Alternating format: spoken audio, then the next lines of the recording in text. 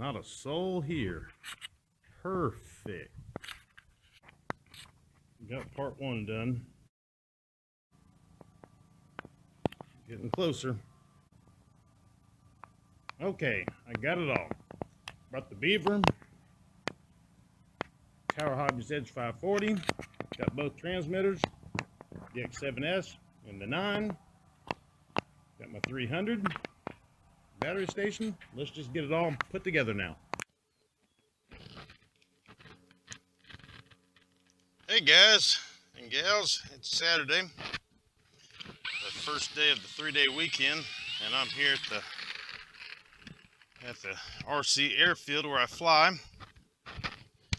See our gazebo here, and got my little workstation, and then you look around, there's not a soul here.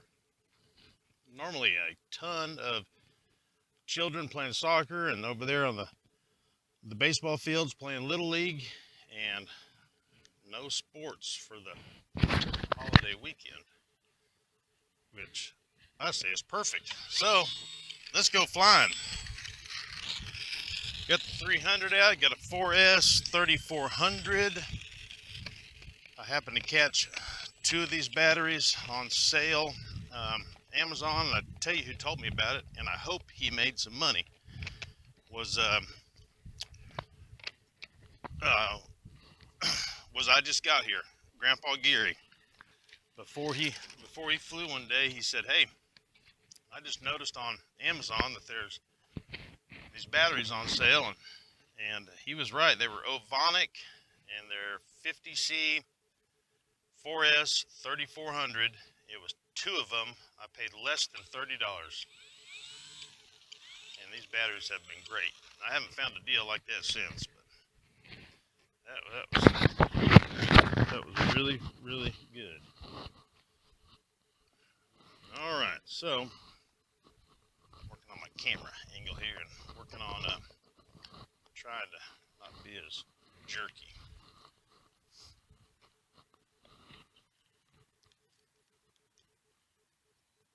Okay, taking off from the left to the right. You can take off any way you want. There's no wind, none. We're in Safe Select. I use Safe quite a bit. I mean, if it's there, use it. I don't have to. I'm not using Safe right now.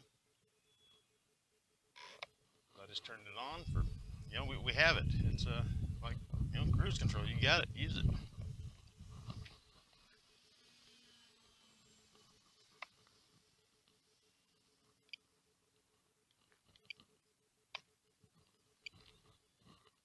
So it's Saturday about 1 something, maybe 1:30 or whatever. I hope you guys are out flying or having barbecues with your family or spending time with your friends or whatever you're doing. I just hope you guys are having a good weekend. And it's Memorial Day, and I couldn't be here flying. You couldn't be doing whatever you're doing. None of us could be doing what we're doing if it wasn't for those brave men and women that served this country and paid the ultimate price.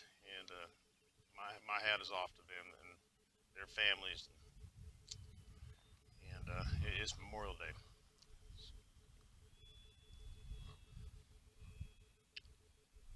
So I had a couple people stop by, and people always stop and want to watch you fly and ask questions, especially with this porta potty we have over here. I don't know if people see it from the road or what, but people show up all the time and use it. If I had some ready to fly apprentices, in the box brand new, I bet I could sell one every weekend. and I'd say, well, I don't know, a small percentage, but people ask, what should I get? What should I get?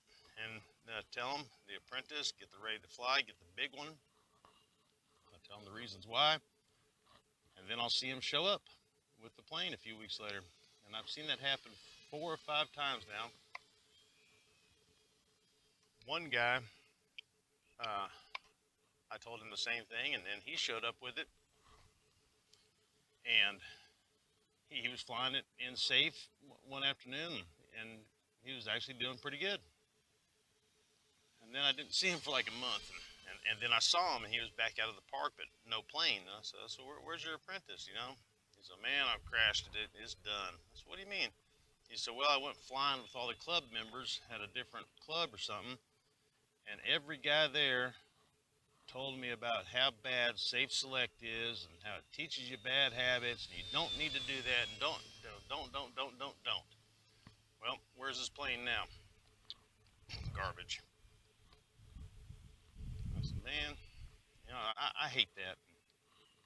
I said the whole point of you getting that was because it had the safe to help you. You know, that plane is set up perfectly with its 3-position, you know, switch for safe or, you know, beginner, intermediate, and advanced, and just, and it teaches you. It's just a perfect plane.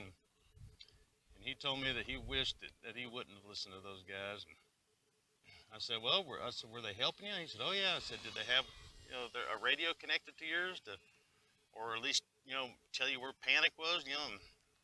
And he said they were helping, but he said it just wasn't working with me. And I said, well, I said, you should have done it the way you were doing it. And when you got comfortable, flick the switch to intermediate. Look how sharp you can turn this thing. I got a 5-minute timer set, so we'll run it all the way to the timer comes out. Almost a hover right there. Safe back on to save its booty. I got a cheap LIPO alarm inside the battery box, you know, the little square ones.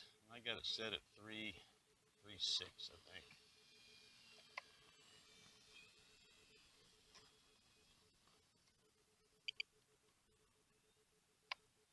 Safe on.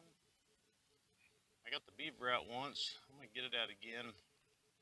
I'm having a big trim issue with it, and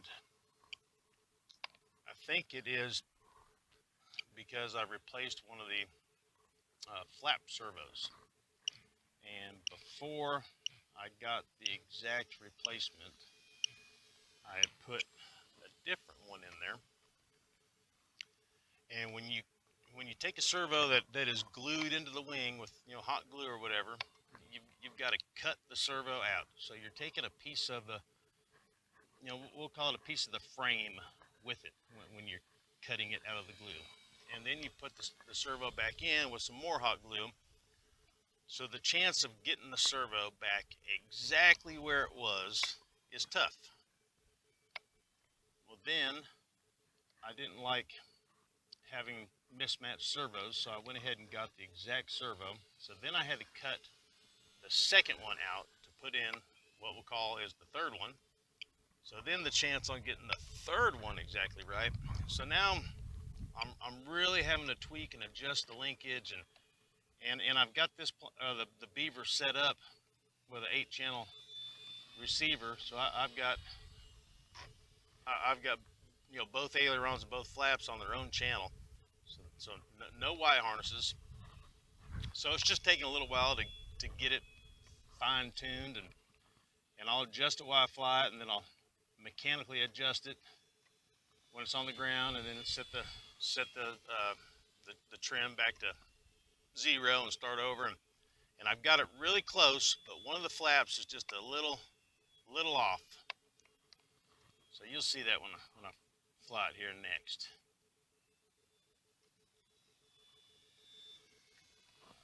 Go up for kick the rudder. Oh, beautiful. That was a good one right there. Let's try to do one more. I keep forgetting not to move my head as much. Kick the rudder. Yeah, I like that. That was just the right amount of momentum. If I had any less momentum, it wouldn't have looked that good.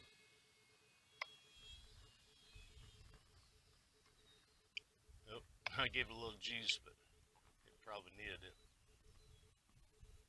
Do one more time. Boy, I hope it doesn't rain. We got rain clouds coming up here. kick it. Yep. Cool. One of the really cool things about this plane is that you can fly it so slow.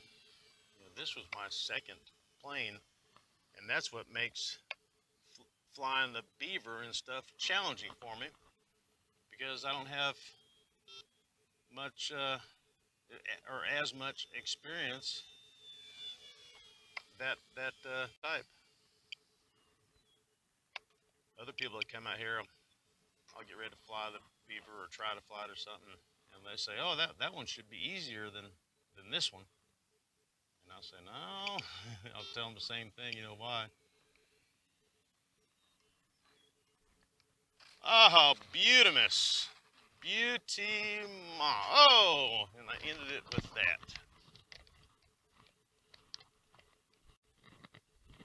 Hey, so my 5-minute timer still has 1:59 to go, and that's because I have the timer set up on that when the throttle was down to 0%, the throttle or the timer won't count. So that's how much I was not using the throttle.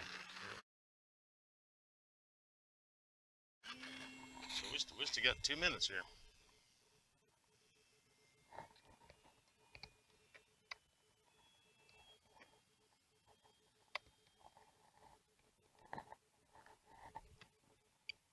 Bring it in here towards us. I'm using no throttle right now, and I just gave it a little bit. That goes back to how slow you can fly it.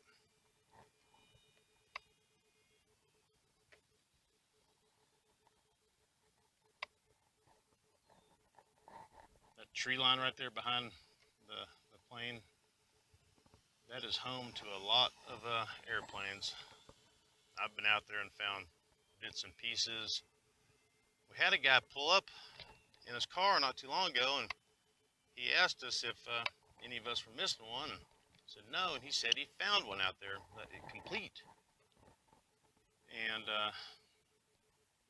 I didn't quite understand him, if he had gotten it out of there or if he knew exactly where it was. So anyways, Brutus and I went scouting for it, because the guy, he kind of pointed and he kind of said how far it was into the tree line, and that was the very same day that he had told us about that, but 6-7 hours later. And I didn't find anything, and I looked pretty hard. I found some other stuff. I found a few canopies. You can find a lot of broken planes, but I didn't find anything whole over there. And I don't know why somebody would crash it over there and just leave it, because there's a creek. The timer's starting to count down now. There's a creek, I guess in the middle of the tree line. I'll fly over there. So I guess you can see where the trees get bigger, like right above the plane now, which is a good, a good ways into that tree line. There's a creek. Now, if you feel like it crashed on the other side of the creek, I mean, you're going to get wet going to look for it. And that is some pretty nasty brush. I mean, it's when you're walking through it, you're going to get nicked up. You're going to get a lot of cobwebs. I mean, it's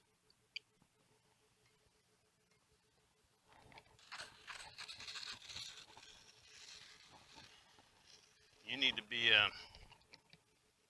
wearing some long pants and long sleeves if you don't want to get torn up.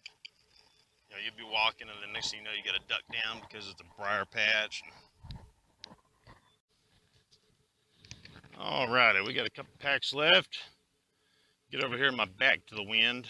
Maybe I won't have to move my head as much and keep the camera on the toy. This is about, I've been here for several hours. Battery 20 in this plane, maybe. Got 5 packs, and I just keep them rotating on the charger. All right, taking off.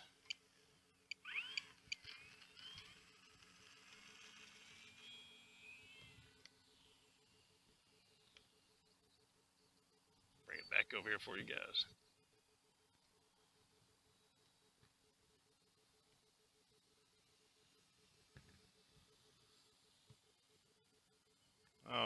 beautiful. Look at that windsock. There's no wind at all.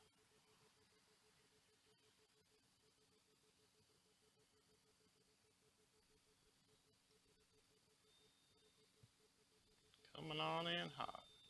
I'm gonna pass the windsock. The windsock's just dead.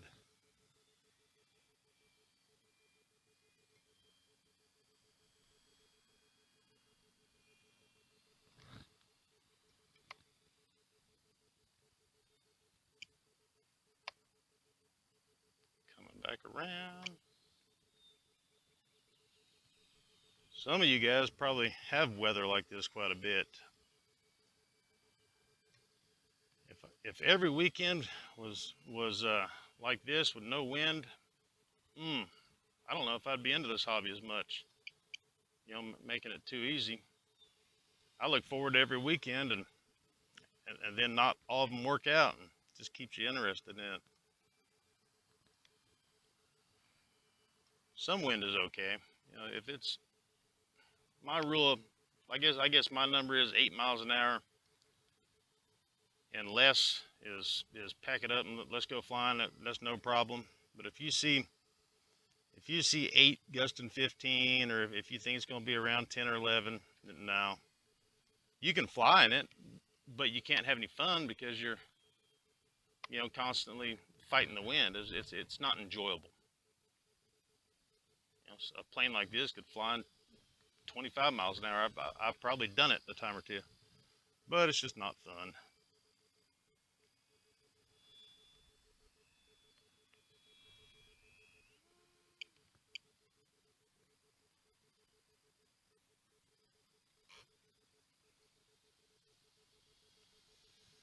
There's a family over here, and they got a little boy, probably 3 or 4 years old. Boy, he loves it. He said, "Mom, I want one." And she said, "Put it on your birthday list."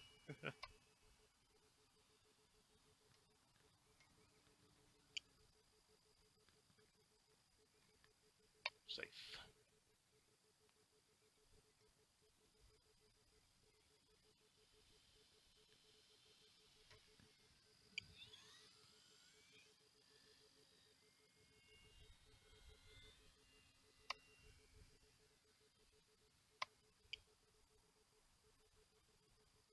Let's see if we can get us a knife edge or two.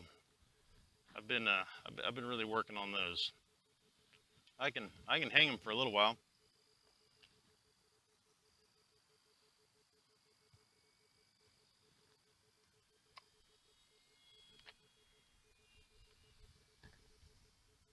That went away from us. Let's do one more.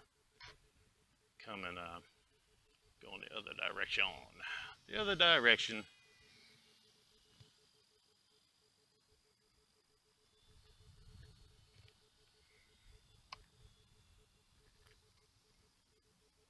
Oh, what's throwing me off is I'm standing in a different spot.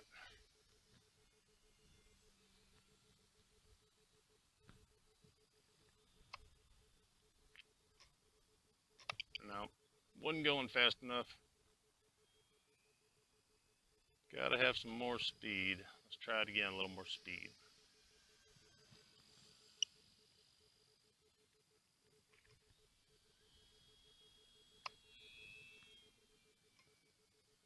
Nope. I don't know why it was doing that. Well, I know why.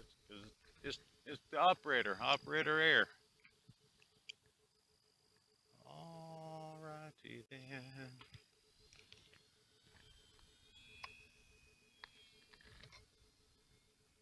Oh, there's a hover. Let's bring her in for a landing. That's why I was standing over here. Keep the sun out of your guys' face. Let's try one more. One more of our little knife edges.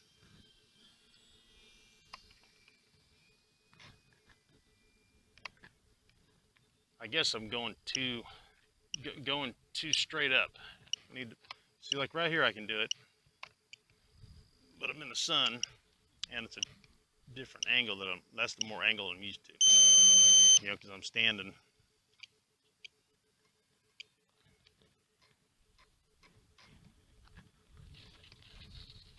Sweet.